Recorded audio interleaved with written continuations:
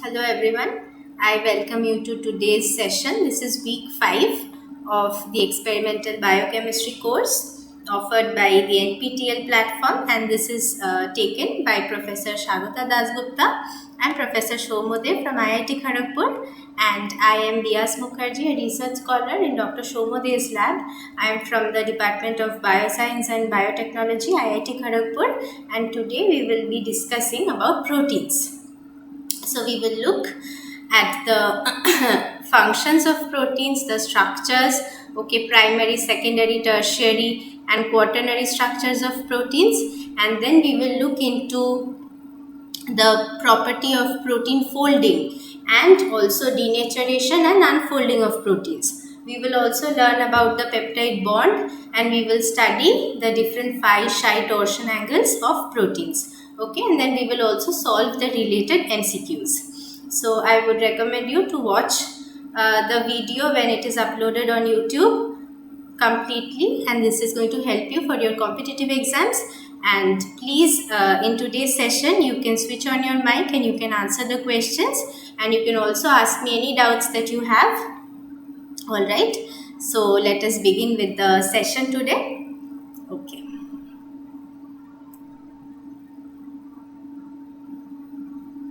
So this is week 4 question answer session of the experimental biochemistry course. Alright, so let us begin with proteins. Now what are proteins? I am sure we all know what proteins are. So proteins, biologically if defined, they are very complex biomolecules. So these are macromolecules. They are large molecules that perform almost all kinds of life processes in our body.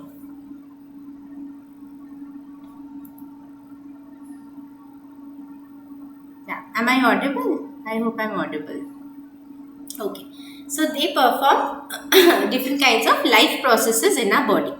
Alright, so proteins perform a vast array of functions. Okay, now proteins are made up of amino acids. I think in the second week we learnt about amino acids, right? So these amino acids, they join to one another using peptide bond and result in the formation of these kind of structures. Look at this here.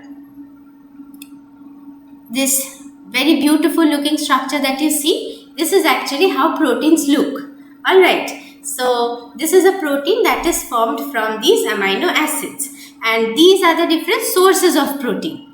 So see, there are lentils, there are eggs, fish, meat, and then there are also vegetables, nuts, all of these are all sources of proteins. Okay, so proteins perform a vast array of functions within organisms, including catalyzing metabolic reactions, DNA replication, response to stimuli, providing structure to cells and organisms, and transporting molecules from one location to another. So based on their functional properties, proteins are classified into various types. Okay, so these are the different types of proteins that can be viewed in the form of based on the functions that they perform. So structural proteins, they are mainly involved in formation of these connective tissues like collagen, and then hairs and nails, so they are forming structures on our body, right? Actin and myosin, they are helping in formation of muscle fibers.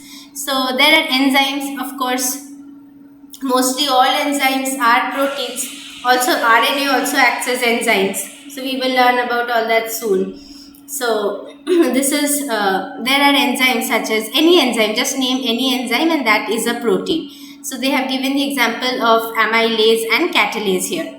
Okay, so transport proteins. Now hemoglobin is a well-known transport protein which is involved in transporting oxygen and carbon dioxide in our blood, right? So oxygen transport in blood. And then albumin is a protein which is also very crucial in our human body. So then this is a globular protein. So immune system proteins, also all antibodies. We know the structure of antibodies, right? It is made up of these different chains of polypeptides, right? So antibodies, they are also proteins, and the complement system proteins. Okay, and then there are hormones such as insulin, growth hormones, these are also proteins. So insulin helps in regulation of the blood sugar level, and growth hormone stimulates growth and development. So then there are receptor proteins. So this insulin, it goes and binds to a receptor on the surface of the cell, which then mediates downstream signaling and then it performs its function, right? So the receptor to which it binds, that is also a protein. Alright, and then there is rhodopsin. Rhodopsin is a protein which is involved in vision. Okay, you can see things, and for that rhodopsin plays an important role. So then there are contractile protein, again muscle movement, actin and myosin. We know about this, right? And then there are storage proteins. So for example, ferritin is a protein that stores iron, and this is found in bacteria as well. It is called bacterioferritin in bacteria. Okay, there is casein. Casein is milk protein, the protein that we get from milk, right? So then there are regulatory proteins, for example, transcription factors. So our lab actually works with transcription factors. And also there are cyclins. So cyclins are the proteins that are cell cycle regulators. Okay, so we understand that, okay, so proteins are very, very important for our body. They perform a wide range of different functions. But then how are proteins produced in the body? So if you look at this diagram, this is called the central dogma of molecular biology. What does this tell you? It tells you that all the genetic information that is stored in our body, that is stored in the DNA, right? So any genetic, the entire genetic makeup of an individual, that is actually present in the DNA of the cells, DNA inside the cells of the individual, right? So this genetic information, it gets replicated because through DNA replication. So see, DNA is replicating itself, and then what happens, this genetic information is transferred to RNA. So RNA is a single stranded molecule. You see here, these are the single stranded and these are the bases of RNA, right? And then this genetic information gets transferred from RNA to protein by the process of translation.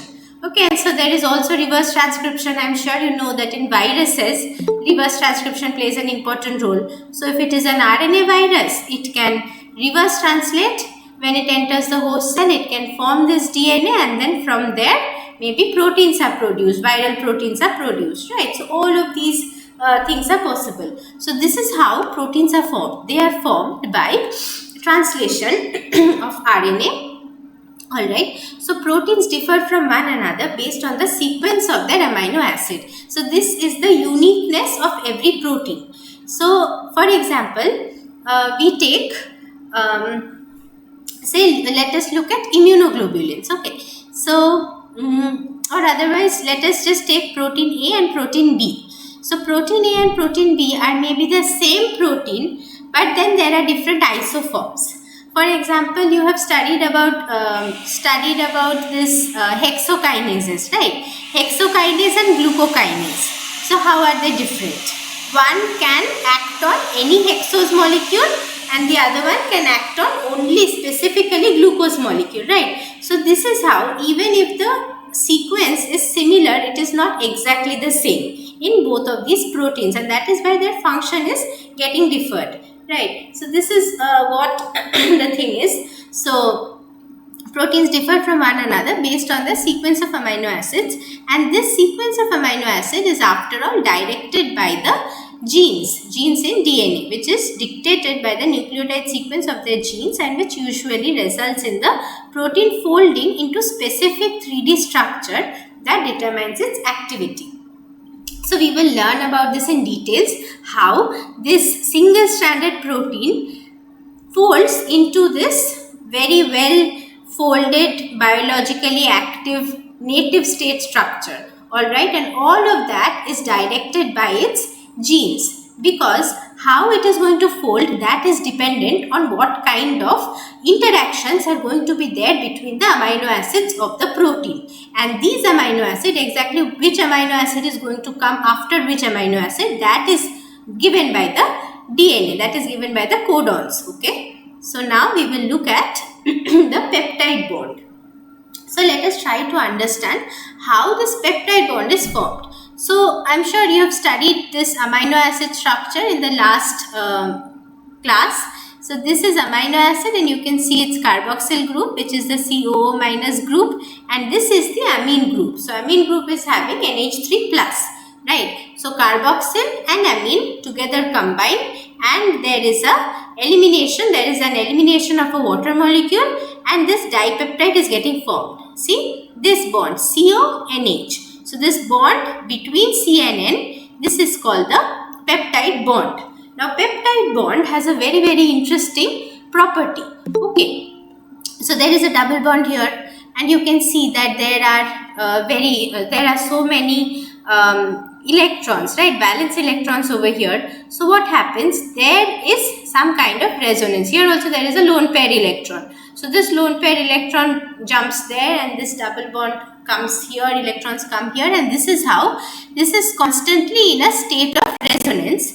As a result, the electron delocalization takes place, and this which was initially single bond, this can attain a double bond character, and it can again go back to this single bond status, right. So, therefore, the peptide bond has a partial double bond character. Alright. So, it is not a double bond all the time, but then it is also not a single bond. So, single bond, we know that it is longer than a double bond, right, and the double bond is definitely shorter. But then in peptide bond, what happens, this CN peptide bond is actually shorter than the normal CN bond found in any other chemical species. That is because this is having this resonance and double bond character.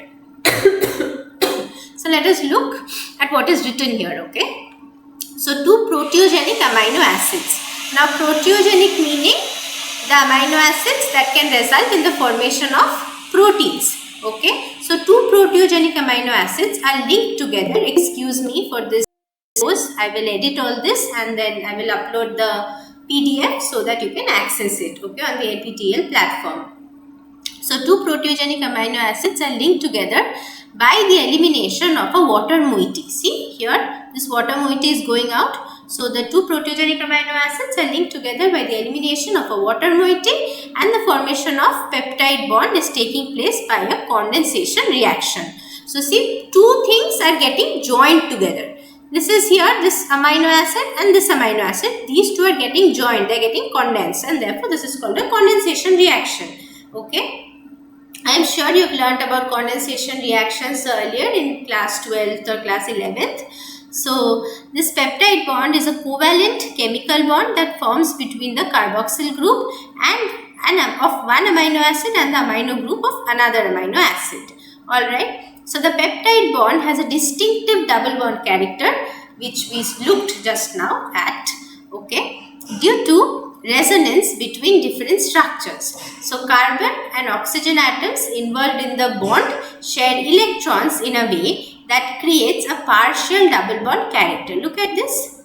Yes, this is a reversible reaction, right? So it creates a partial double bond character, making the bond rigid and preventing free rotation. So rotation around the peptide bond is very limited, and this rigidity contributes to the overall three-dimensional structure of proteins. Okay. Now, this tells you, this table gives you more information about the peptide bond. So, nature of the bond, yes, we studied, it is covalent, and then the process of formation, this is also called dehydration or condensation reaction. Alright, so the components involved, I am sure you have understood by now that amino group and the carboxyl group are involved. So, bond site formation, it is between the alpha amino group of one end of the amino acid and the alpha carboxyl group of another amino acid.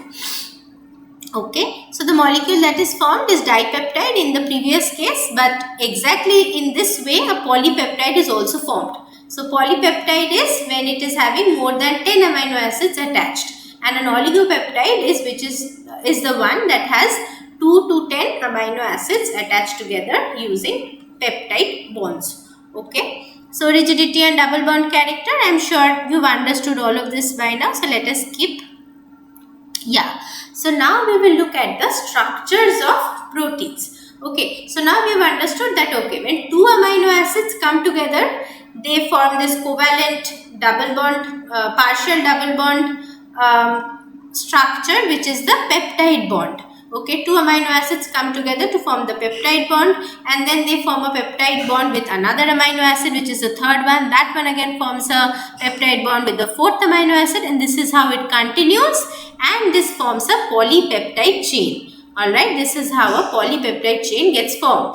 Now, this linear arrangement of amino acids, one after another, and which amino acid is going to come after which amino acid, that is directed by the genetic makeup, that is directed by the codons, okay, and based on that translation is happening. Based on the codons, your tRNA is bringing the amino acids and adding, okay. So this is how this entire makeup is called the primary structure of a protein. Okay, very nice. Now the primary structure, you can understand that this is linear, okay. Now this needs to get folded. So two most common patterns of folding of this primary structure are the helical pattern, and then there is a beta pleated sheet, okay. So now here we are talking about alpha helices, because in proteins, in folded proteins, alpha helices are most common, but very soon we will look at pi helices, 310 helices and other forms of helices that are also formed, alright, in proteins. So look at this. In proteins, because these amino acids that are present in our natural proteins, they are mostly L amino acids. This alpha helix that gets formed, this is often a right-handed alpha helix. So we will look into that too soon. Okay. So see, this linear polypeptide chain somehow forms a helical structure here, and this is often the alpha helix. So this is formed by the interactions between the amino acids, and these interactions are often hydrogen bonding. Okay, so the hydrogen bond between main chain amino acids, main chain means the ones of the backbone. So hydrogen bond between the main chain amino acids, and so main chain amino acids result in the formation of this alpha helix. Alright, now another type of structure, secondary structure, is the beta pleated sheet, where this entire polypeptide chain is there, and then it is forming hydrogen bond with another polypeptide chain. Alright, so excuse me. So here if you see, the hydrogen bonds are between the residues present in the same polypeptide molecule, but here they are between residues present in two different polypeptide molecules. So here this is called intramolecular hydrogen bonding, but here intermolecular hydrogen bonding is seen. Okay, so these two form the secondary structure of protein. Alright, this is the second level of formation of proteins. Now what is the third level? Now look at this diagram. Here the beta sheets are present and the alpha helices. So beta sheets and alpha helices and the coil regions, okay, the loop regions, together they interact with one another through various non-covalent interactions. That can be long range, that can be short range, and these interactions result in the formation of the tertiary structure. So tertiary structure is often the folded structure of the protein. For some proteins such as myoglobin, which is present as a single subunit in nature, this tertiary structure is enough. Okay, this tertiary structure is biologically functional and it is very stable and it is active. But then for molecules such as hemoglobin, there needs to be association of more than one tertiary structure subunits. Okay, so look at this. There is subunit 1 and there is another subunit 2. Now here there are two different colors indicate two different types of molecules. So we can say that this is a heterodimer. Okay, but if both were light pink, we could have said that this is a homodimer. Okay, and this is how we get the dimers, trimers, tetramers, polymers. Okay, so this is how these proteins, actually the polypeptides, associate to form these functional native state structures. Alright, so let us look into the details once again. How are proteins formed? So as I told you, primary structure is there and the sequence of amino acid in a protein is called its primary structure. This gives a unique identity to the protein. Okay, what about its secondary structure? The alpha helix and the beta pleated sheet are common secondary structures found in proteins. Secondary structures refer to the local folding patterns. Okay, why is it local? Now there are two different terms, remember, in protein folding. One is local and one is global. So local means it is at a short range. Okay, so it is very close to the group that is being talked about. It is close, alright, it is very close to you. And then there is global. Global means it is a long range interaction, or it is the entire protein is getting affected. That is called global.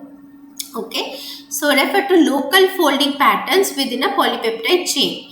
These structures are stabilized by intramolecular and intermolecular hydrogen bonding between the amino acid residues in the protein sequence in alpha helices and beta sheets respectively. Now I have included theory portion as well here to help you with the MCQs firstly, and secondly, when you actually go through the slides, this will act as notes and help you to remember things. Okay, if I only put the diagrams, it will become difficult for you to actually refer to some kind of theory for the MCQs, alright. Okay, so what about the tertiary structures? Tertiary structures is formed by folding of the secondary structure,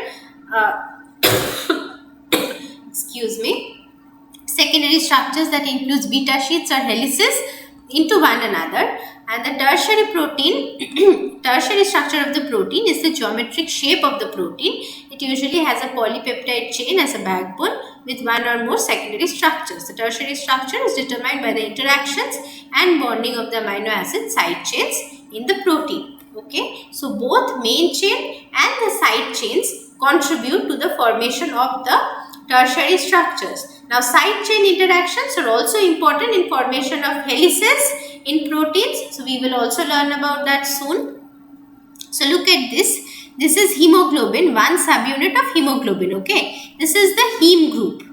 Okay, so this is the heme group and this is the beta polypeptide. This is the name of it. This is beta polypeptide, and then what is the quaternary structure? So quaternary structure results from two or more subunits of the tertiary structures interacting further to give each other to give rise to a functional protein such as hemoglobin. So look at this, four different subunits. So two subunits of beta polypeptide and 2 subunits of alpha polypeptide, and there are 4 different heme groups.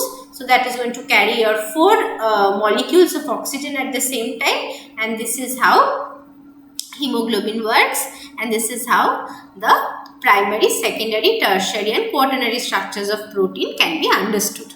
Okay. Now we will look into the properties of the alpha helix. Okay. So we have understood about the primary structure, secondary structure, tertiary and quaternary. Now let us look at these in details. Okay. So this is actually a polypeptide chain. All of these square boxes represent one amino acid. What are these round circles?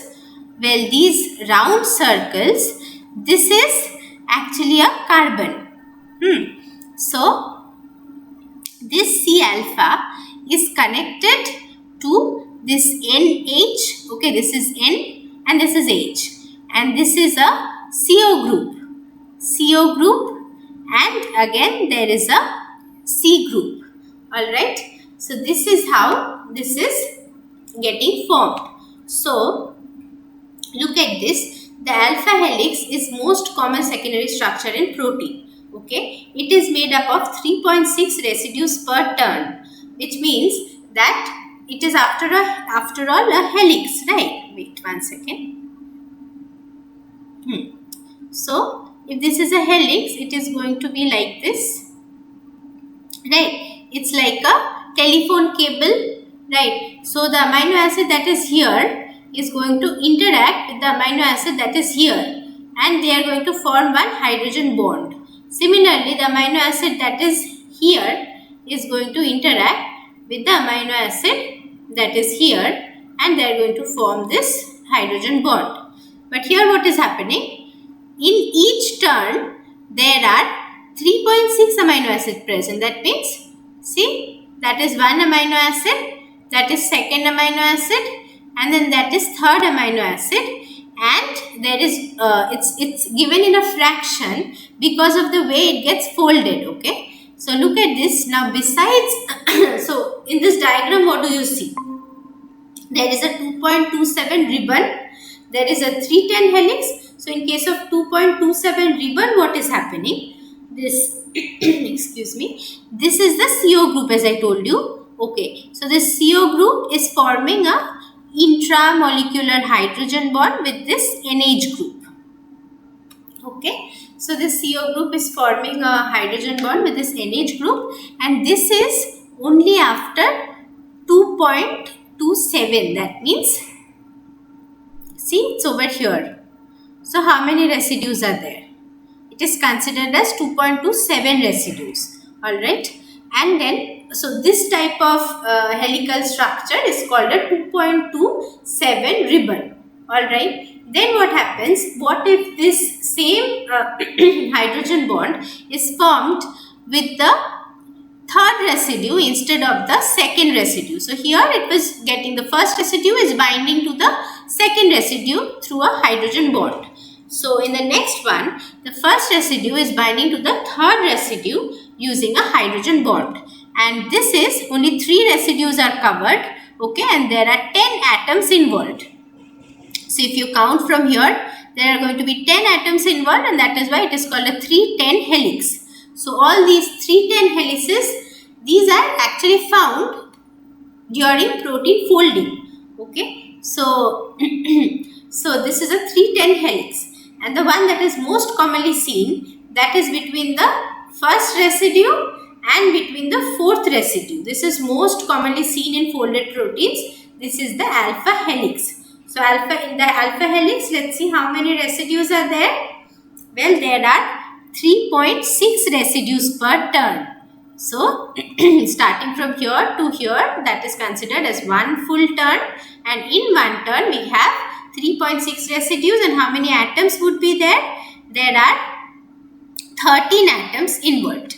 Okay, so the notation, see here it is given, N is the, so the notation is NM. Okay, so yes, so by this notation, when N is the number of residues per helical turn and M is the number of atoms, including hydrogen, in the ring that is closed by the hydrogen bond. With this notation, an alpha helix is a 3.613 helix. So 3.6 residues and 13 atoms. Okay. So this is commonly right-handed helix that we see in nature because of the presence of L amino acids in abundance in nature. So when L amino acids are forming this kind of hydrogen bonding structure, that usually results in the formation of right-handed helix. Alright. Now, which amino acid would be more favorable to form a helix? That has also been studied. Alright. So all of these can be studied using circular dichroism spectroscopy. So people have found out that there are certain amino acids like leucine, alanine, methionine, arginine, and then glutamic acid and lysine. So all of these amino acids, if you see, they are either having charges in them. So what happens in case of charges? These side chains, okay. So R is going to have what? It is going to have a positive side chain. Now this positive side chain binds to this negative side chain. Okay, so I and I plus 4 interaction, or I plus 5 interaction. That means first amino acid is going to bind to the 5th amino acid. Okay, that is how it is going to happen. So in that way, these salt bridges are also going to stabilize the helix besides the main chain interaction. So these chemical bonds between the positively charged and negatively charged group is called a salt bridge. Alright, and then these amino acids L, A, M. So these are all amino acids which are uncharged, and they are very small in nature, and so therefore they can easily form these alpha helices. Okay, so they can easily form these hydrogen bonds, and therefore they have high alpha helical propensity. That is, they can very easily, if these amino acids are present in abundance in a protein sequence, it is more likely to form an alpha helix quickly compared to beta sheet. Okay.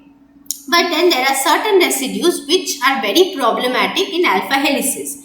For example, glycine. Now what happens in case of glycine is, if you remember the structure of glycine, the side chain of glycine is just one hydrogen atom, right? Only one hydrogen atom. So what happens? This tiny hydrogen atom, now this glycine can either turn left or it can also turn right, and this is not even chiral. So you cannot say whether this is L or L or D, and therefore what happens? Glycine makes the alpha helix very, very flexible.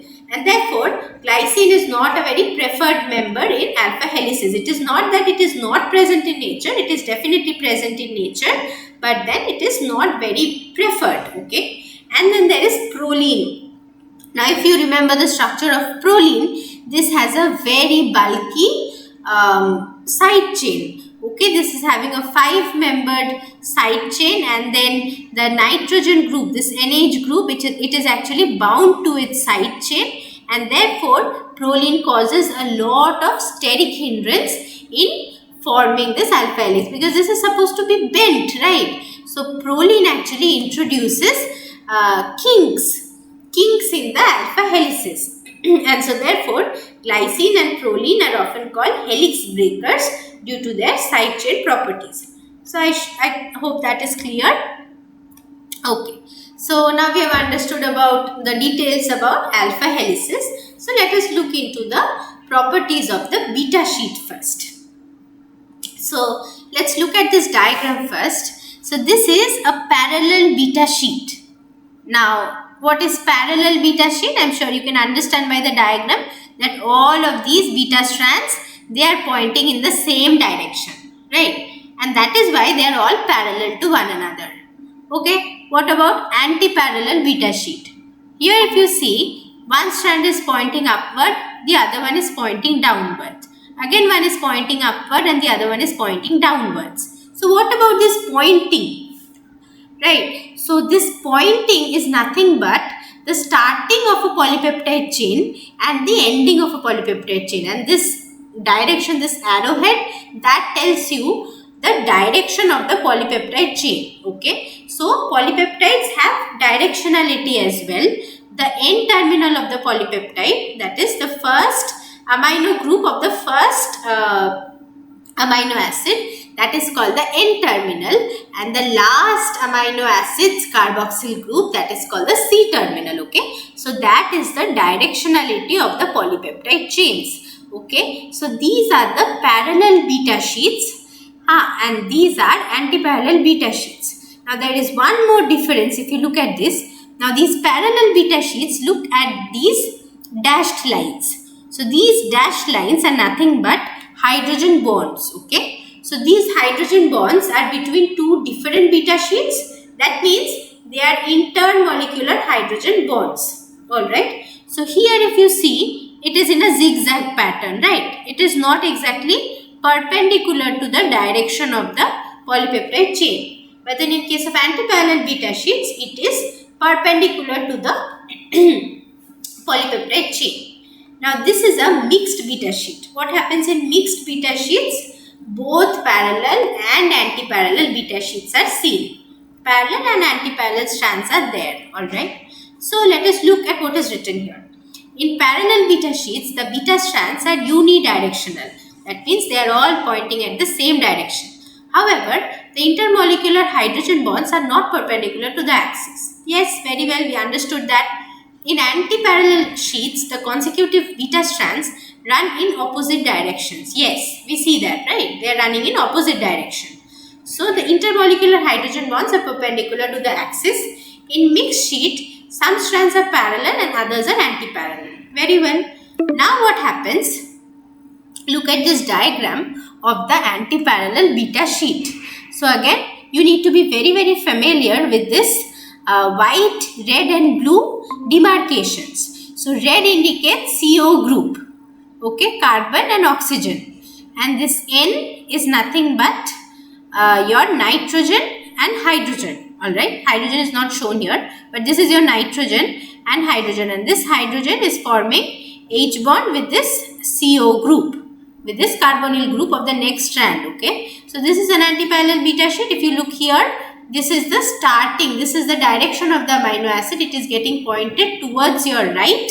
Why? Because this is the starting, this is the N terminus. Because NH2 group is here at the left hand side of the first amino acid, right? So that is the N terminus, and the COO minus group is there at the C terminus, and so this is the C terminus of the antiparallel beta sheet. And when you look at the next beta strand, here is its N terminus and here is its C terminus. So that clearly tells us that these two polypeptide chains, these two beta strands are in opposite directions, right? And again this one, see, this is having the same directionality as this one. Therefore, this is definitely antiparallel beta strands. Excuse me. So, white dots indicate hydrogen bonds. Okay, good. Now, let us see what is going to affect the stability of the beta sheets if the hydrogen bonding pattern is different in these two cases. Now, this is a very important point, and if you understand this, you are going to really, this is going to help you, okay, with your interviews and questions. So, parallel sheets are less twisted than antiparallel sheets.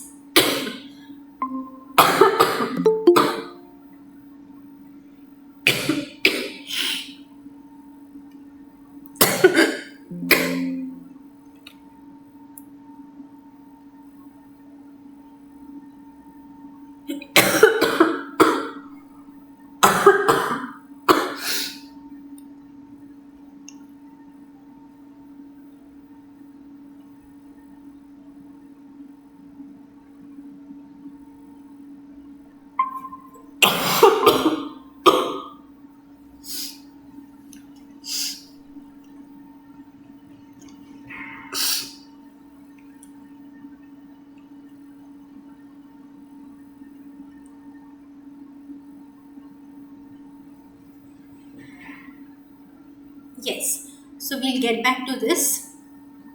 Okay.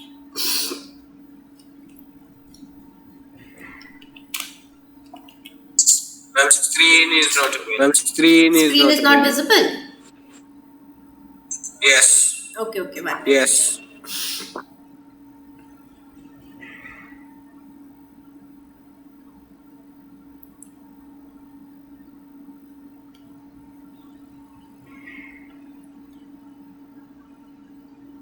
Yeah, is it visible now? Yes. Okay, great. Yes. So we were looking at the properties of parallel and anti-parallel beta sheets. All right.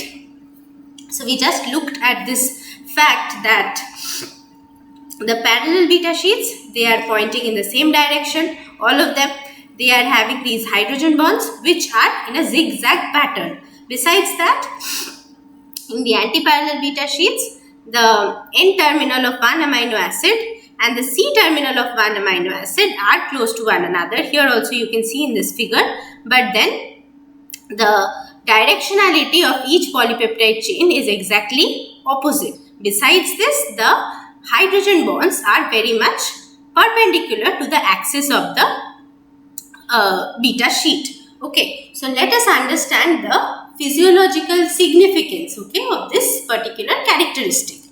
Well, parallel beta sheets are less twisted than the anti-parallel beta sheet. Okay, so parallel sheets are less twisted than anti-parallel and are always buried. So these parallel sheets, they are mostly always buried and less twisted. In contrast, anti-parallel beta sheets can withstand greater distortions, twisting and beta bulges and greater exposure to solvent. This implies that anti-parallel sheets are more stable than parallel ones, which is consistent in both with the hydrogen bond geometry and the fact that small parallel sheets rarely occur in nature.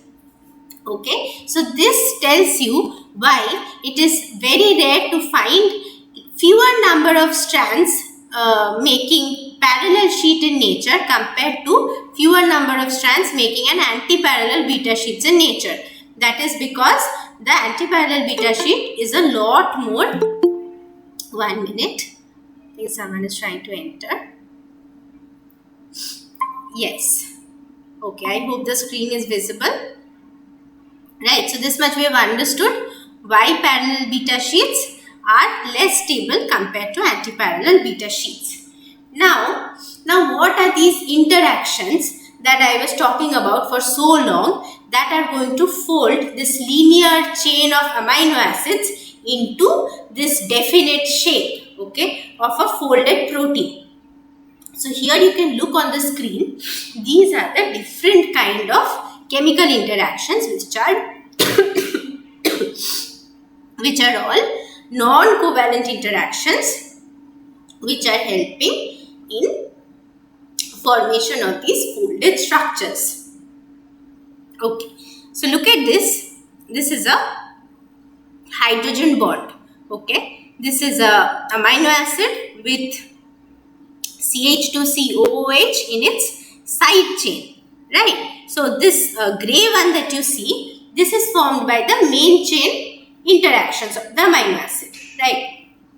And these colored boxes that you see, these are all because of side chain interactions. Okay, so there is a hydrogen bond. Now this is definitely a CH2OH. Now you have to find out which amino acid this is. Okay, we studied about all the amino acids in our previous lectures, so I'm sure you remember.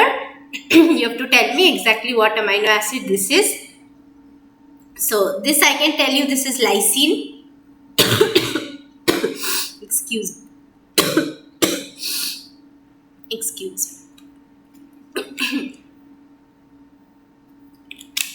Okay, so yeah, now this is a hydrophobic interaction. See, it is towards the, it's in the buried region of the protein, right? So this is hydrophobic, which means it is fearing water.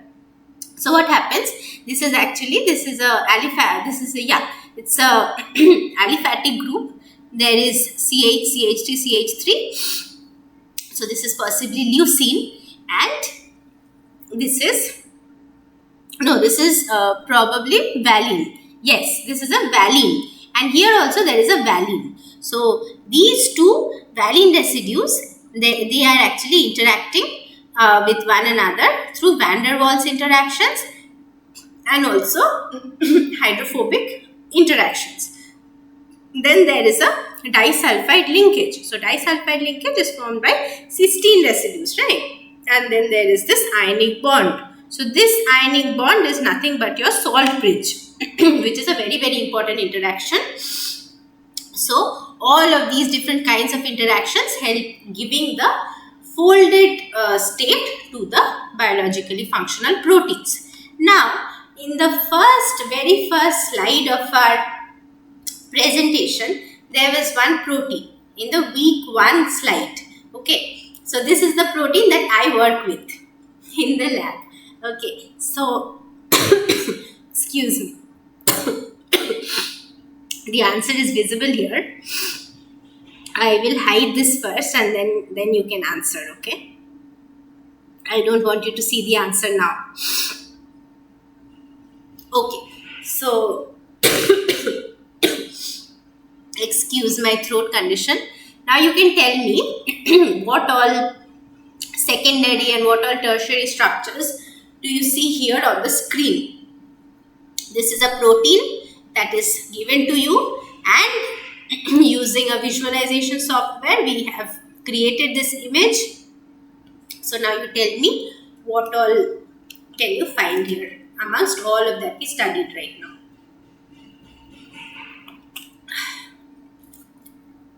Okay, I can help you out. Look at this.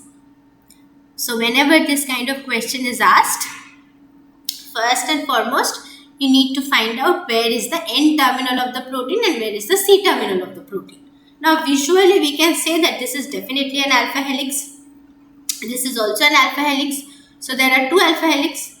Now what about these beta strands, right?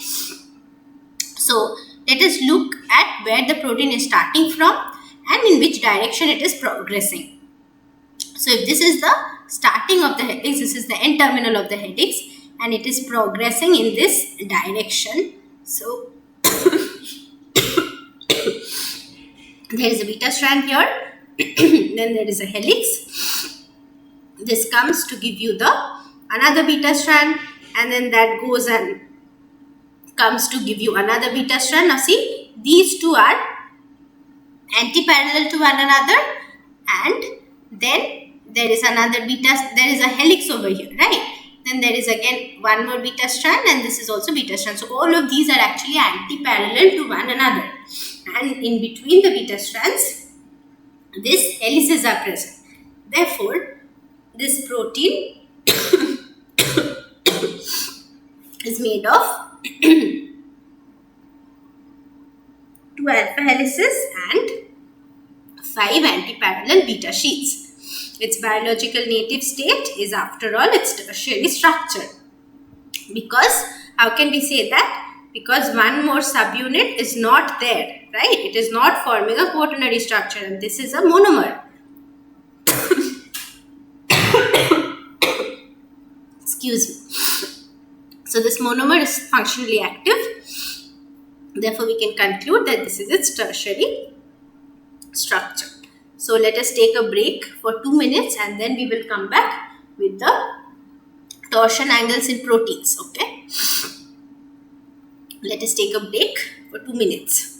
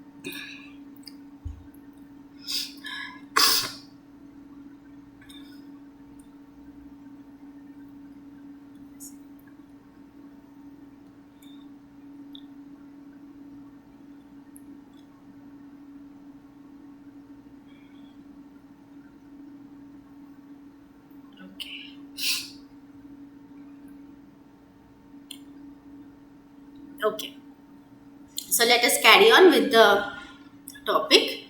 Okay, we are talking about torsion angles in proteins. Now, if you look at this diagram, so most of these topics are very well given in the book Voigt and Voigt Biochemistry. Okay, so most of these portions I've taken from Voigt and Voigt, and it is one of my very favorite books. So if you want to learn about proteins in details, I would recommend you to definitely go through the book, because it is really going to clear your conceptions very well. Right? So What's the name of the book? the name of What's the name of the book? 1 minute. See here, Nelson's, okay, name of the book is Voigt and Voigt Biochemistry. You can get this online, you can download the PDF, or you can also get a photocopy if you want. Okay. Excuse me. I'll just switch it off. Okay. So we will take a look at torsion angles now. So torsion angles, as I told you, torsion angles are the angles formed between two planes. So for example, this is a plane and this is a plane. This angle is the torsion angle. Okay. Now how are torsion angles important in the case of protein structure? Let us see. Okay. And then after that we will move into the question answers. So this is second last slide before your question answers. So yeah, this, if you look at, this is one amino acid. This, if you look at, this is another amino acid. And these two amino acids are basically, this is actually present in the form of a plane. Another one also, this is present in the form of a plane. And there is movement between the two planes. Okay. So, there are three different torsion angles in a protein. One is called phi. It is represented using this symbol. One is called psi. This is represented using this symbol, Greek psi symbol, right? And then the peptide bond is called omega. This is represented by this omega symbol. Now, majorly in proteins, what happens? This peptide bond basically is restricted. Please excuse my throat condition. So this is restricted to 180 degrees, and therefore we do not see much rotation around this peptide bond. The reason is given here. Okay, so for in case of trans peptides, mainly the peptide bond is 180. But cis peptides, which is seen when prolines are present in numerous stretches. So when in such a polypeptide, the omega becomes 0. Okay, so again, this is not giving you a different angle. It is either 0 or 180, right? So mainly the major players here are phi and psi. So phi is formed between this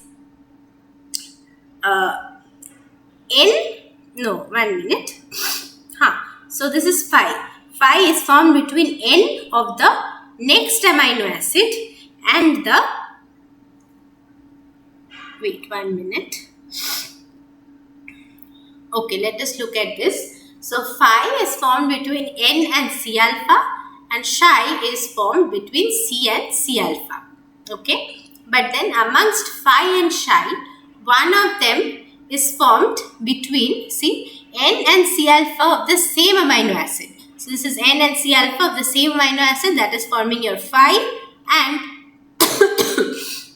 psi is formed by the by the C alpha and C of the same amino acids, but then in both the cases, because this is a torsion angle, it is formed between two planes, and so this is not exactly between two bonds, but it is between 3 atoms. Okay, it is between 3 atoms. Therefore, in both these cases, one of the atoms is either from the next amino acid and one of the atom is from the previous amino acid. That you look into. Alright. Fine. Now, based on these torsion angles, we can find out what kind of secondary structure the protein is having. Now, this is called Ramachandran plot. In every single competitive examination, they are going to ask you questions from the Ramachandran plot. So, Ramachandran has designed this plot starting from 0 to 180 of psi values positive and negative, and 0 to 180, that is plus 180 to minus 180 and minus 180 to plus 180, again phi values. And mostly the have both your phi. Okay, so beta sheet has positive psi values and negative phi values. Left-handed alpha helix is having positive psi value and positive phi value, and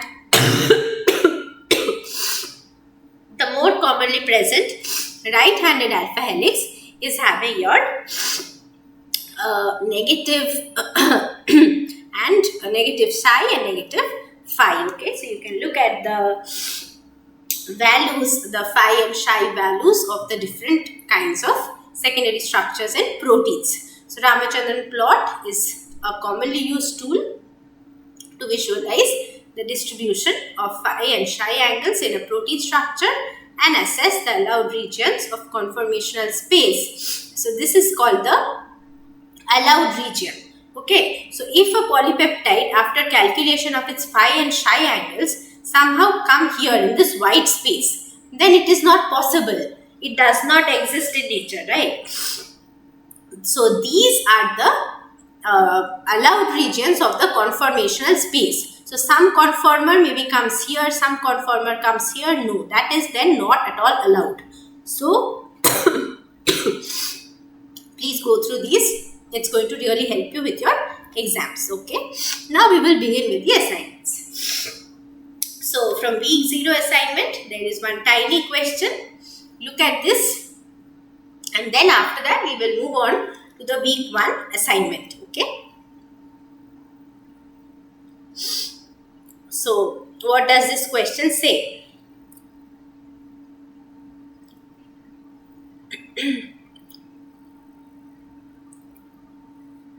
Now this question tells you the end of a polypeptide chain has, okay, number A is alpha carbon, B is carboxyl group, C is amine group, and D is carbonyl group. So we just talked about the polypeptide chain or peptide chain, right? So end they have asked. Okay, so there are two ends and it has a directionality. So we can say that one is an end and the other one is a beginning, right? Right. So 1 minute. Yeah. Pen. Yes. So if this is the directionality, they are asking you what is present here. Now while talking about anti-parallel beta sheets, I am sure you remember that we discussed about the N-terminal portion and the C-terminal portion. So if it is C-terminal, this would definitely have this carboxyl group, right? So the answer would be, okay. Yeah, it should be carboxyl. So the answer should be B instead of D. It shouldn't be D. Alright, it should be B, carboxyl group. Alright. Now we move on to week 4 assignments. So the question is on amino acid interactions and they are asking you what kind of residues are more commonly occurring in the core of a protein. So you've understood by now, I'm sure, that towards the core of the protein, those amino acids will be there which do not want to interact with water. So if that is the case, then they would definitely not be polar. So which are the non-polar amino acids here? Let us find out. So arginine, no. Arginine, glutamine, both of these are charged. So they are well Polar, they are soluble, right? They are going to interact with water. Leucine can be one, okay, but then two other in this option are not. So we cross out A. So tryptophan, phenylalanine and lysine. Lysine is not a hydrophobic amino acid. These two are definitely hydrophobic. Then it is phenylalanine, isoleucine and leucine. Well, all of these three are hydrophobic amino acids and they are non-polar. Okay, valine, cysteine and aspartate. Aspartate again, it is a charged amino acid. So let us look at the answer. Yes, so this image was also there in one of my previous PPTs, and this image tells you that all of these amino acids that are given in this huge circle, in red circle, all of these are hydrophobic. So from here you can understand that residues like phenylalanine, tyrosine, leucine, isoleucine, valine, methionine, etc. all of these are having hydrophobic side chains, and therefore they tend to cluster in the interior of the protein. So look at this. This is not polar, right? So this is also having an aliphatic group. It is not polar. This one is also aliphatic. Okay, we move on to the next question. So next question is on peptide bond. Okay, so how is the peptide bond formed? They are asking you. Condensation reaction between amine and carboxyl group. This is definitely correct. Elimination reaction of the carboxyl group. How will the carboxyl group go away? Okay, not true. Substitution reaction of amine by amide ligand. No, all of this does not happen. Addition of water. No, it's elimination of water, right? So therefore, look at this diagram again. See, elimination of water and fusion of this carboxyl and the amino group, and therefore the right answer would be condensation reaction between amine and carboxyl group. Okay, so this is a quick question. They are asking you the number of possible tetrapeptide sequences that can be there in nature.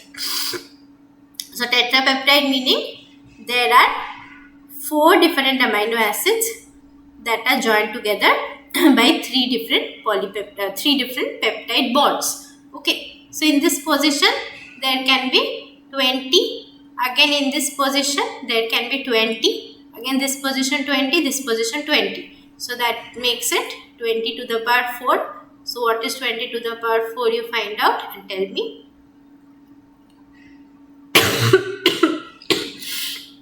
Excuse me.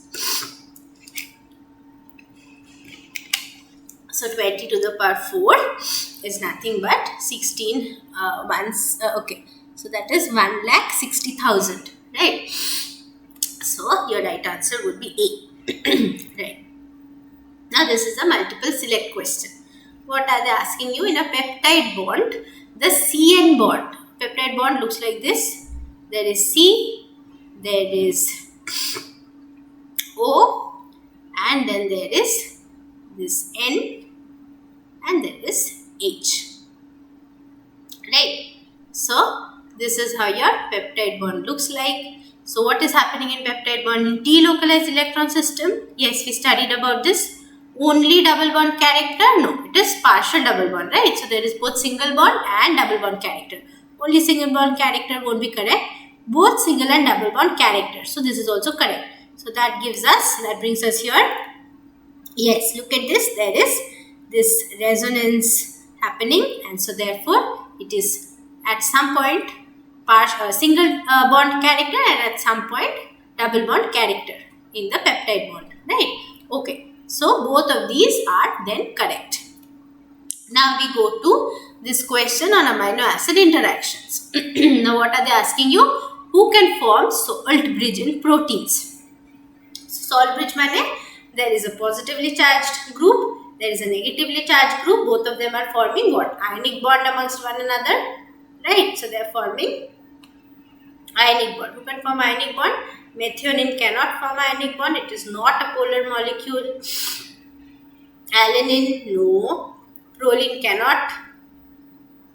What about aspartate? It can.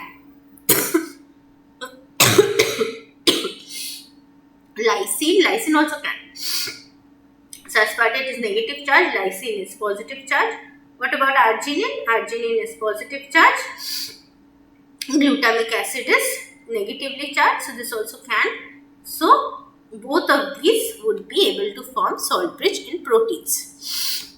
So here you can see all of these amino acids, they assume charges at specific pH. In our first class, we studied about pH and we studied about how these amino acids are getting charged at different pH. Okay, so then your right answer would be both C and D. Both C and D would be right answers. Okay, so now we will look at this question on torsion angles. Okay, so they are asking you the phi and psi angles are formed around. So remember how to remember this. Psi is between C and C. So one is C and one is C alpha. And your phi is between N and C alpha. Let's look at the options. So there is C alpha CO, NH and C alpha. Then there is NH and CO. This CO, NH, this is after all omega, right? And that also in opposite direction. And this is C alpha CO. Then there is C alpha NH. Again, no. Okay. So that is it. Right. So this is what we have. Now let us look at the right answer. In my opinion, the right answer should be this. Let's see. Yes. So that is what the diagram is. This is your omega, which is the peptide bond. And then which one do you think from here is the right answer? NH and C alpha. So NH and C alpha. This is NH and C alpha. It is a phi. And then C alpha and C. So look at this. This is your C alpha and C. This is the psi. Right. So these two would be the right choice. Yes. Okay. So question on protein folding. So okay. So we are already here at protein folding. One second. We need to go through protein folding before we start with the questions. Right. So, okay. Now we will be looking at protein folding. Just a minute.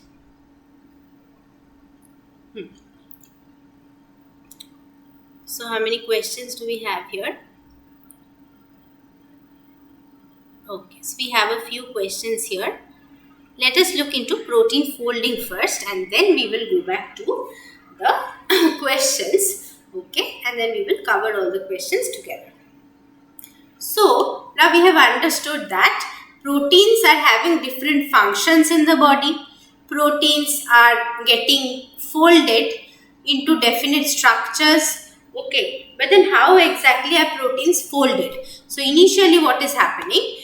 After your translation process, this linear chain of proteins, linear chain of a polypeptide is getting formed. Okay, now what happens? This linear chain of polypeptide, now there can be interactions between a lot of different amino acids in the proteins, like so one amino acid over here can interact with one amino acid here. This same amino acid can interact with one here, one here, one here. Now how does the protein decide exactly which amino acid should be interacting with which amino acid to give a specific kind of structure? Now this particular paradox is called Levinthal's paradox, which means Levinthal's paradox tells you that if every single combination of interaction and every single conformation is to be attained by a protein before it gets folded into the final native structure, then it would take some millions of years. Okay, we would probably never even have the formation of a single protein in our body in our lifetime. That does not happen at all in nature, right? Because right now, even when you are listening to my lecture, maybe you are feeling hungry and ghrelin is getting secreted in your stomach, right? So definitely that tells you that this entire protein folding process is very, very fast. So look at this. This U state is the unfolded state. And this N state is the native state. Native means the state at which this protein is completely folded and it is going to be, yes,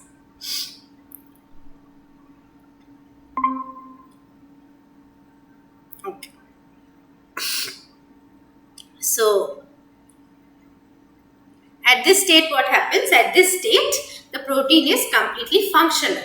So there are different steps. Okay, one is nucleation. Anything that you want to say? Screen is gone. Hello?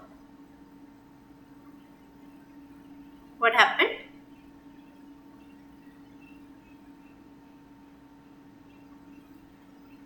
Is there any problem? Screen is gone. Screen is gone. Oh, Unable to see. okay, okay, 1 second.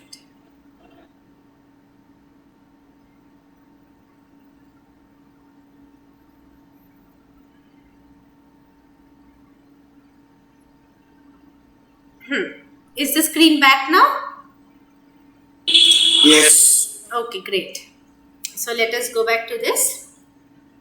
So now you understand that this unfolded state is getting formed. It is transitioning into this native state through various different processes. Okay, so one is nucleation. So in nucleation process, what happens?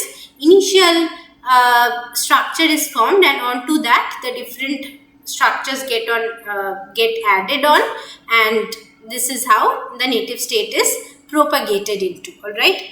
So this is the free energy tunnel. Okay, so there is hydrophobic collapse, which tells you that all the hydrophobic residues, they come together and they eliminate, they extract out all the water molecules from the core of the protein, and that is how protein gets folded. So this is a free energy tunnel, and all of these different conformations are initially possible for the unfolded protein, and then that just reduces down to single native state.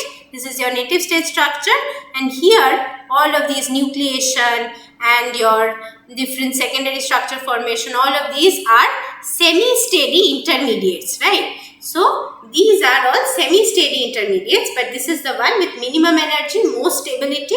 Look at this, ultimately the highest, highly stable functional native state is attained. Okay, so now if you want to look into this in details, you will have to understand this entire process, and since we do not have too many MCQs on this right now, I would recommend you to read a book or go through any other sources.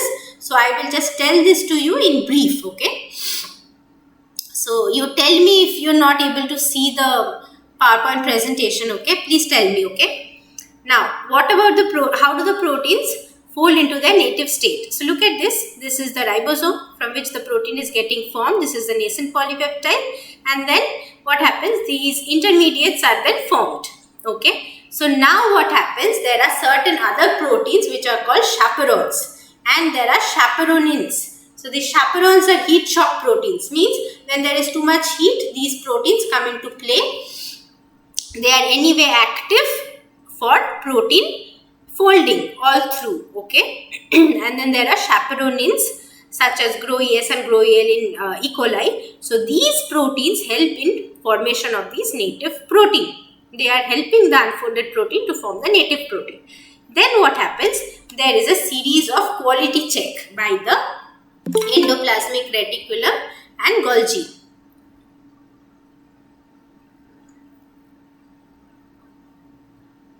Okay, 1 minute.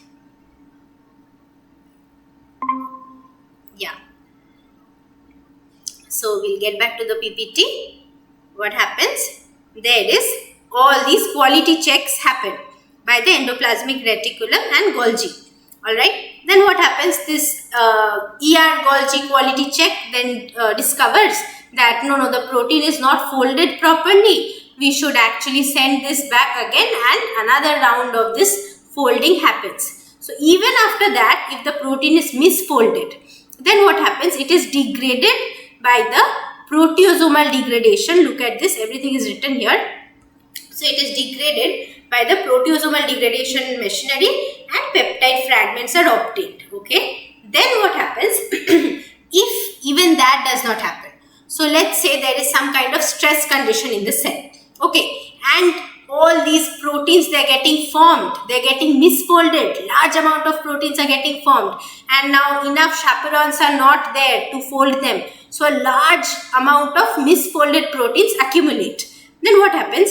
They undergo aggregation, and these misfolded proteins accumulation and aggregation lead to a wide range of diseases. For example, cystic fibrosis is one of them. Okay, so then again these insoluble aggregates get formed. For example, amyloid beta fibrils and then amorphous aggregates. So all of these different insoluble aggregates, they result in the formation of neurodegenerative disorders like Alzheimer's and Huntington's disorders, right? So I would recommend you to look into these. These are very, very interesting, and you can get a much better idea when you go through them. So now what is the difference between denaturation and unfolding? So in unfolding, what happens? Initially, the protein was very well folded, right? Then what happens? Due to some kind of cause, it gets completely unfolded, right? And what happens in case of denaturation? So unfolding is often a reversible process. Look at this, unfolding is a reversible process. But then denaturation of a protein is often irreversible process. So this was shown by Anfinsen, who was a scientist. He had shown by his experiment that when you subject a protein to some kind of, say, denaturant, what happens? It completely unfolds into this linear structure. Initially, it was this folded structure. And then, if you remove that particular denaturant, it can again get into this folded native state, and it is well functional. But then, if there are very harsh denaturants, then what happens?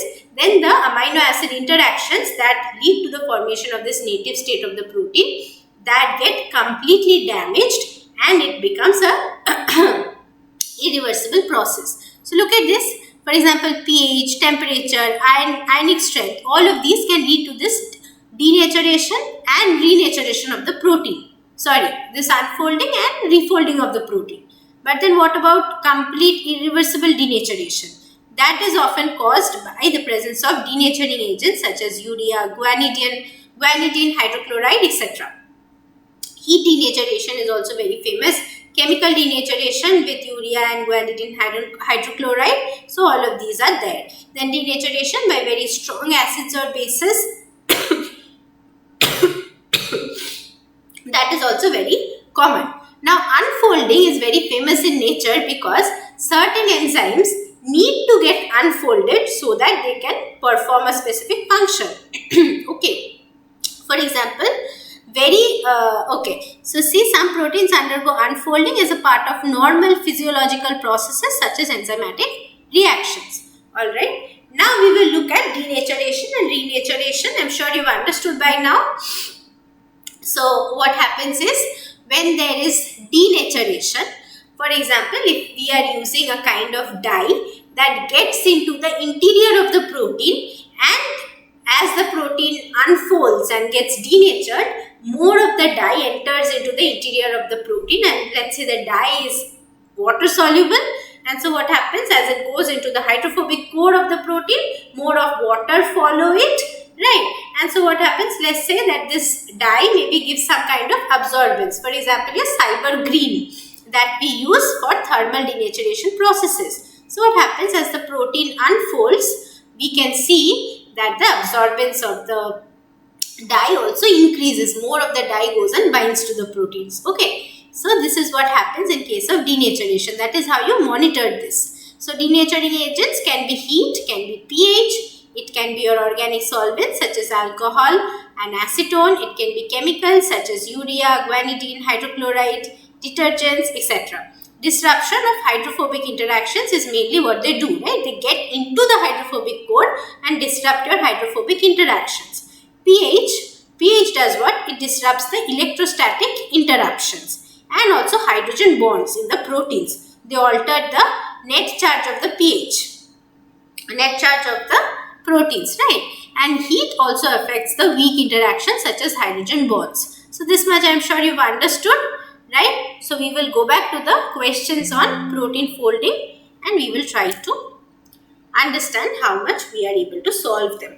Okay. Alright. This one I'm sure we are done. This also we are done. Okay. So we would go back to this question. Right. So which of the following is or are true for protein folding at the midpoint of the transition curve?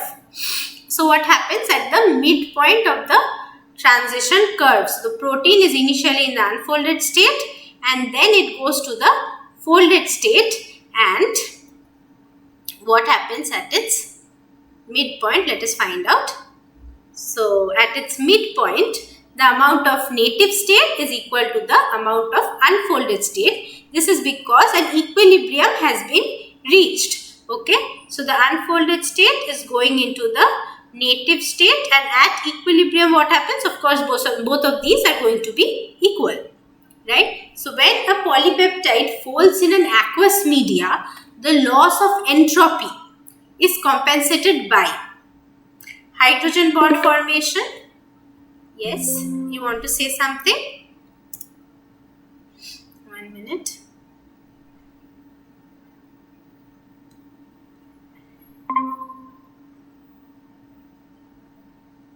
Okay, all good. I'll share the screen again. I think that got disconnected. Okay. So is the screen visible?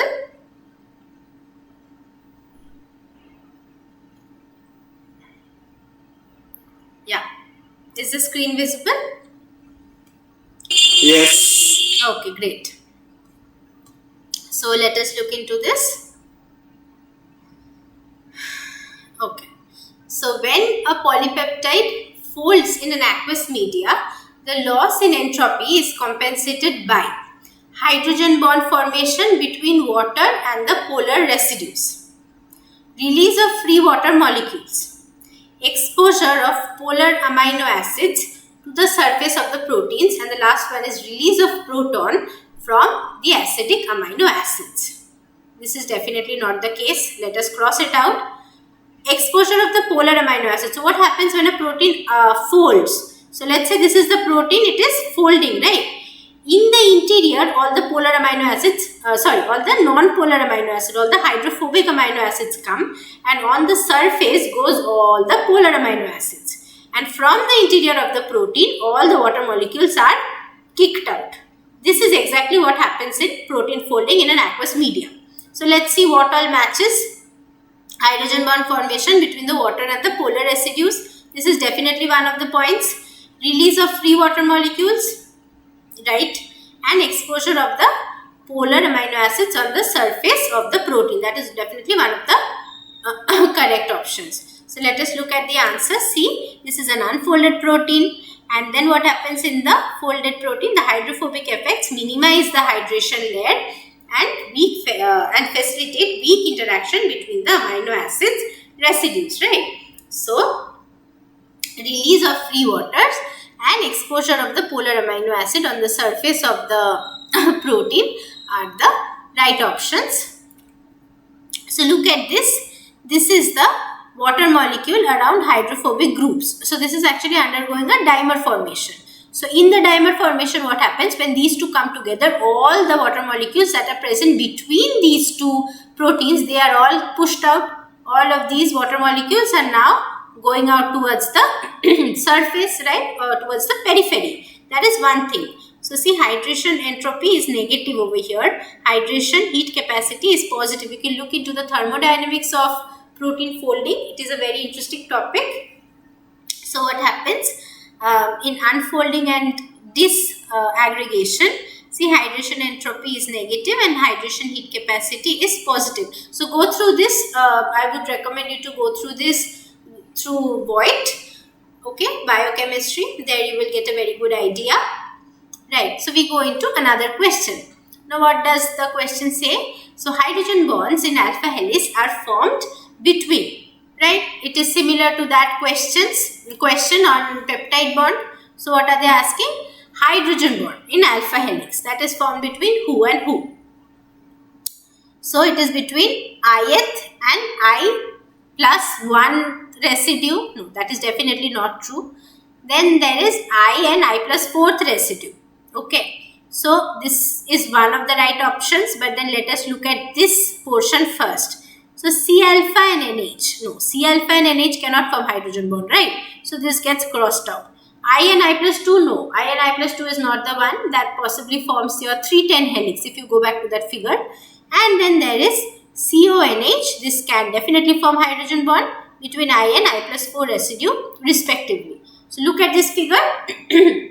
So this is your ith residue. I means it can be given any numbers, that is I, and I plus 1, that means this one.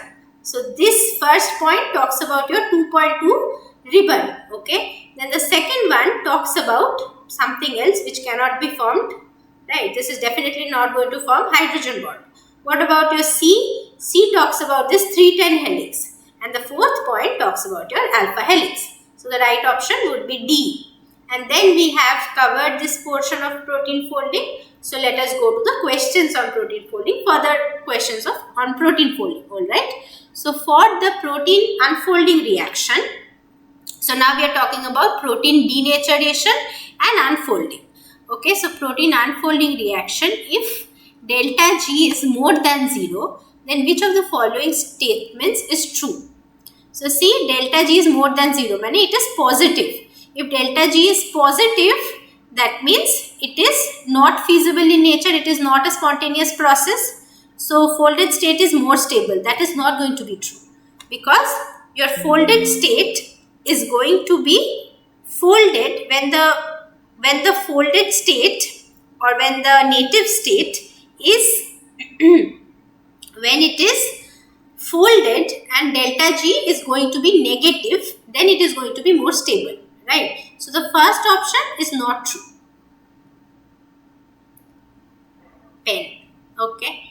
Unfolded state is more stable. So this is definitely not true. Both folded and unfolded state are stable, and none of this. So let us look at the answer. So at equilibrium, what happens? Yes. So at equilibrium, okay. So for the protein folding, okay, native state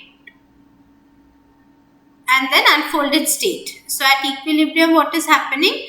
At equilibrium, definitely both of these are going to be the same, right? So concentration of unfolded state is going to be equal to concentration of the native state. The difference in Gibbs free energy, delta G, is minus RTL and K, and this K is your equilibrium constant, and for Ku, that is for K unfolded, that is the equilibrium constant, a positive delta G indicates that the native state is more stable. I'm not sure about this, you can look at this. So we can look at this whether this is correct or not. Okay. Now we will go to the next answer. So question on the protein folding. So okay, so this can be understood in this way. See, if it is going from unfolded to folded state. So if the delta G for the unfolded is negative, then what happens? It is going to be very stable, and it would never go into the folded or the native state, right? So that is the reason, if this is positive, then it is going to be, if the same for the native state is going to be positive, then it is not going to be spontaneous. That is, the native state would not be coming back into the unfolded state. So you can still look into this. I'm not sure if this is wrong or correct. I would recommend you to look into this better. So we look at the next question. During the process of protein folding, which of the following does not occur? So there is increase in free energy, there is decrease in entropy, there is decrease in the concentration of native state, and increase in the concentration of native state. So increase in the concentration of native state has to happen. That is the reason protein folding is happening. And decrease in concentration of the native state should not be happening, because it should reach an equilibrium, right? It should not decrease. So let us look at the answer.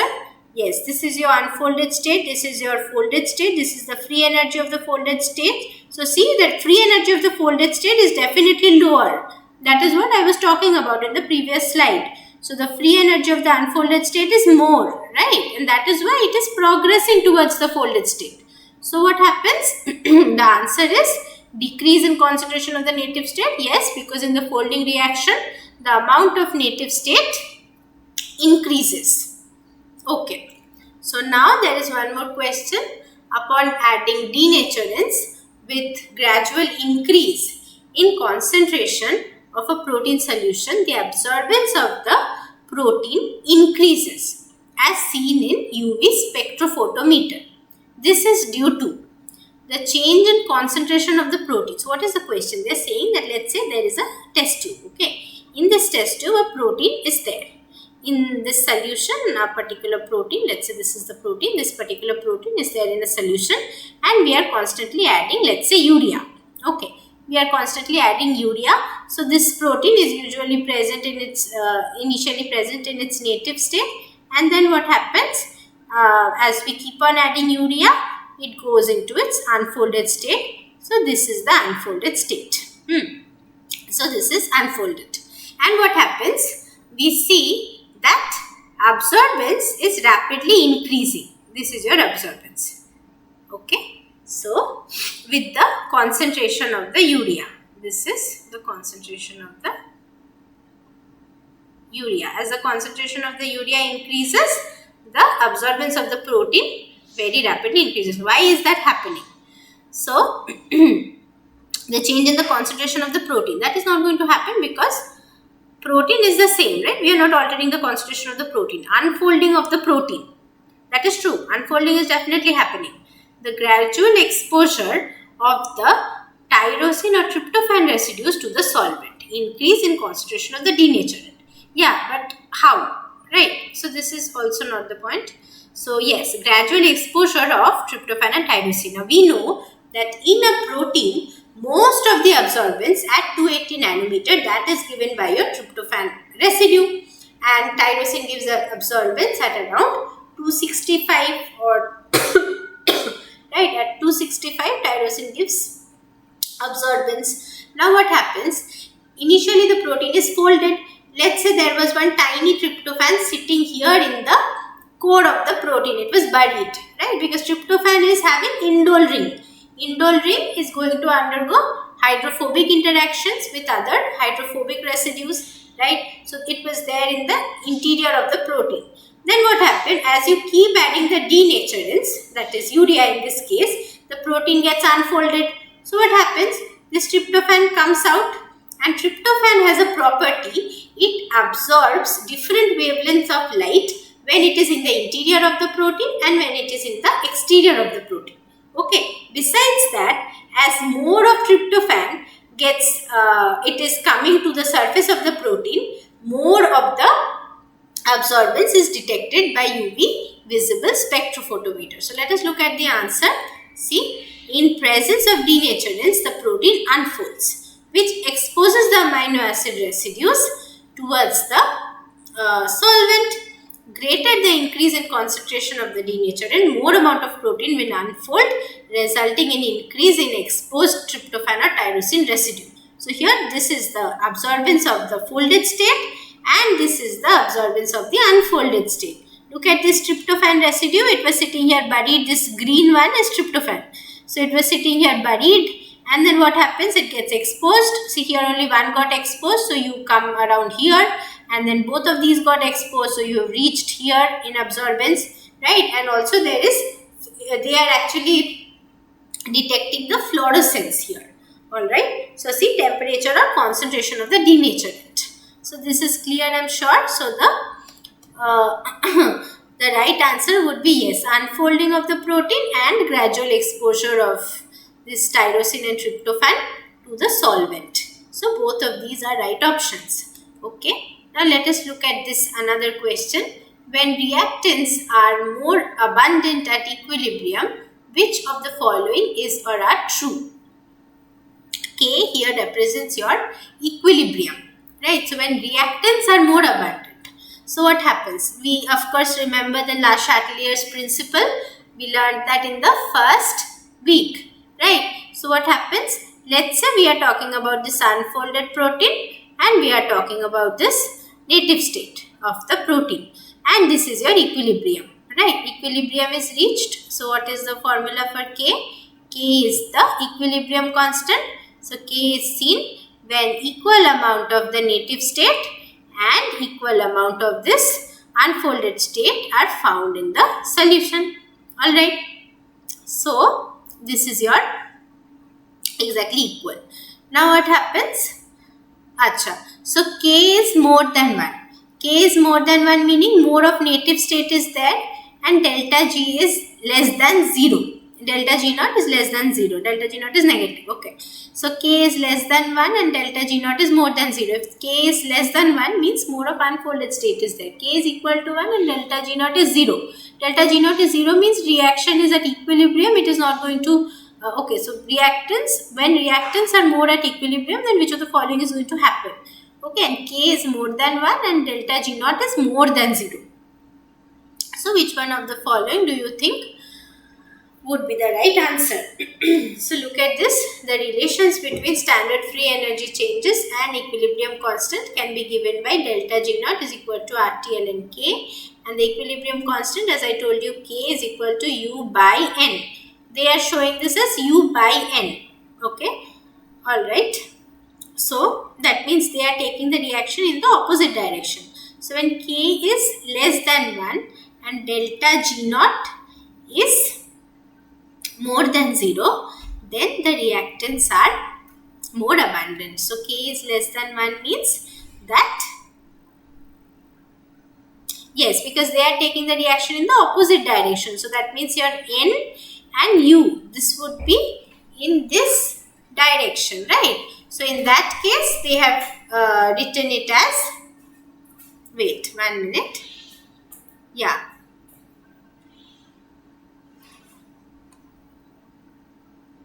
Okay, so now we move on to the next question. So this is the last question for the day. This is a question on protein denaturation.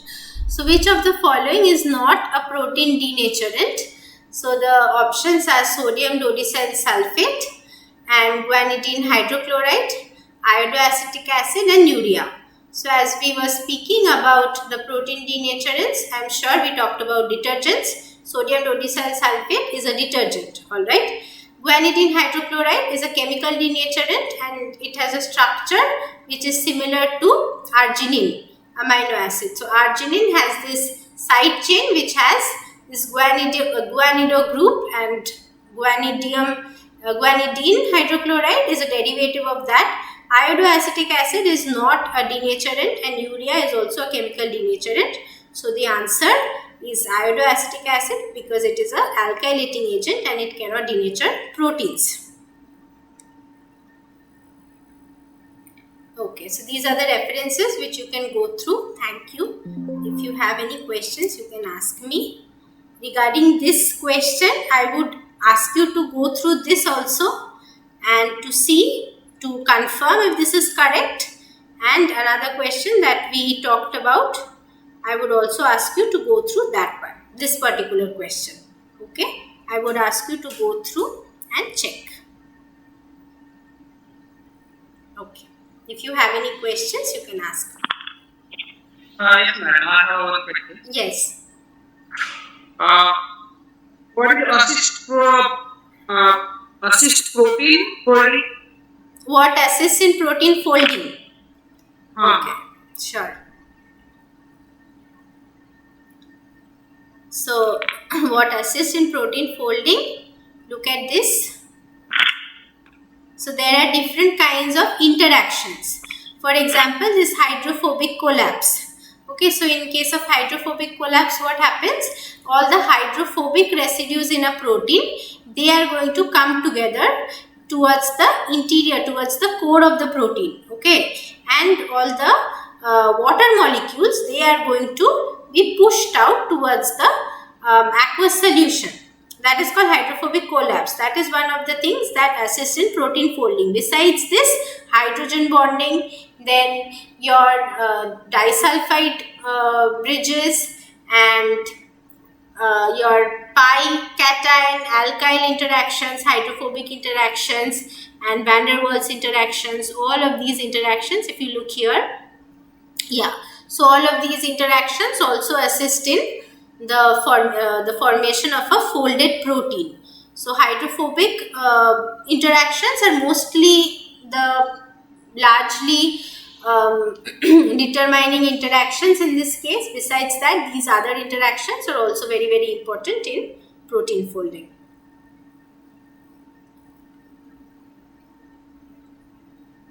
Did that answer your question?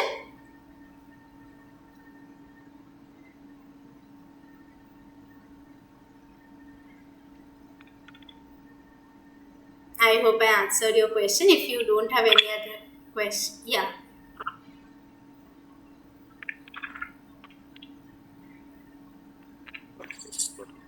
Do you have any other questions?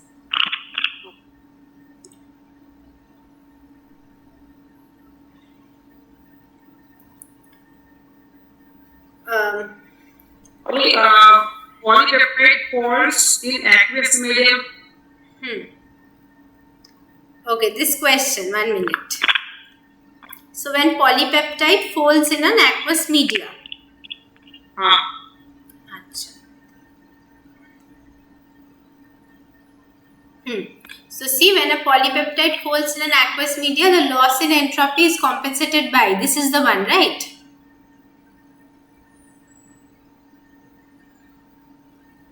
Right, this is the one. So what happens? When a polypeptide folds in an aqueous media, I told you about hydrophobic collapse. So what happens in that case? All the hydrophobic amino acids come towards the core of the protein, and all the polar amino acids, they go to the surface of the protein, and therefore there is release of free water molecule, which serves as an important term for the loss in entropy, and exposure of the polar amino acids on the surface of the protein is also a very important factor in this case. Okay. What is salt bridge? What is meant by salt bridge? Okay. See, salt bridge is an interaction which is found between a positively charged residue and a negatively charged residue. See here. Look at this one. There is an ionic bond over here. Right. This ionic bond between a NH3 plus group and O minus group. This is called salt bridge. So salt bridge is a very important factor in helping the formation of the folded state of the protein and also alpha helices. So mainly these salt bridge interactions are caused by the side chains of the amino acids. Is that clear? Yes, madam. Thank you. Okay. So do you have any other questions? No. Okay. So let us meet next week again, same time. Thank you everyone.